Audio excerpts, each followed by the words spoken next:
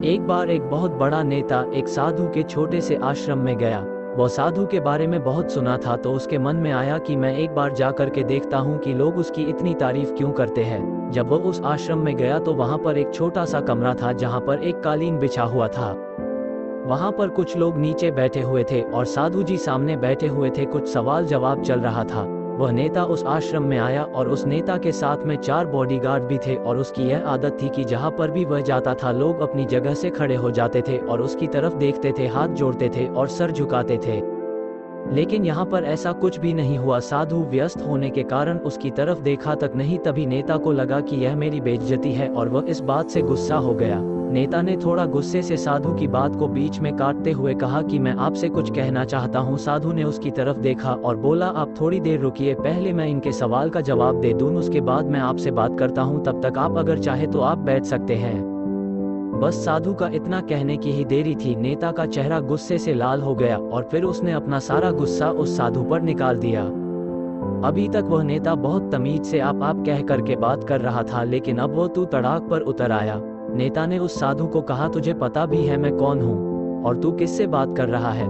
साधु ने उसकी तरफ देखा और कहा, मुझे इससे कोई फर्क नहीं पड़ता है कि आप कौन है, लेकिन आप जो कोई भी है, अगर आप चाहते हैं कि मैं आपके सवाल का जवाब दूं या आपसे बात करूं तो आपको कुछ देर रुकना होगा। और साधु की यह कहते हैं नेता गुस्से से पागल हो गया और वही सबके सामने चीखने चिल्लाने लग गया, अब मैं तुझे तेरी असली औकात दिखाऊंगा। तूने मुझसे पंगा लेकर के ठीक नहीं किया, तुझे पता भी है मैं तेरे बारे में क्या सोचता हूँ।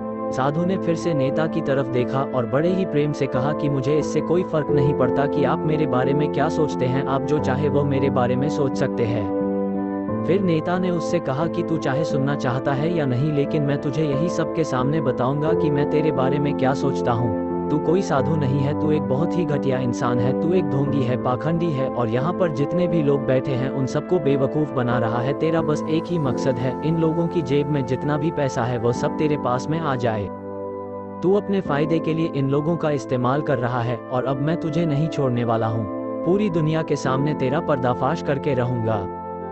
लेकिन उसके इतना बोलने के बाद भी हल्की सी मुस्कान उस साधु के चेहरे पर बनी ही रही। ये देखकर वह और भी तिलमिला गया और उसने कहा, अब बहुत हो गया, अब मैं यहाँ 1 मिनट भी नहीं रुकने वाला, लेकिन अभी भी तेरे पास मौका है। अगर मुझसे माफ़ी मांगनी है या मुझसे कुछ कहना है तो कह सकते हो। इतना सब होने के बाद भी साधु के चेहरे पर एक मुस्कान थी और वह बिल्कुल शांत था। और फिर उन्होंने अपनी आंखें बंद करी और फिर साधु ने अपनी आंखें खोली, हाथ जोड़े और कहा कि मुझे आपसे कोई गिला शिकवा नहीं है, आपके लिए मेरे मन में कोई भी गलत ख्याल नहीं है। जो भी मेरे बारे में आपने कहा वह आपकी अपनी सोच थी, तो मुझे आप में कोई भी बुराई नजर नहीं आती है। मुझे आप बहुत ही भले इंसान लग रहे हैं। और साधु के इतना कहते ही नेताजी का दिमाग 7वें आसमान पर पहुंच गया। उसके चेहरे पर एक अजीब सी खुशी थी, क्योंकि उस साधु ने वही कहा जो बाकी सब लोग उस नेता को कहते हैं। और वह खुशी खुशी उस आश्रम से अपने घर की तरफ चला गया और जाकर के अपने पिताजी के साथ में बैठ गया।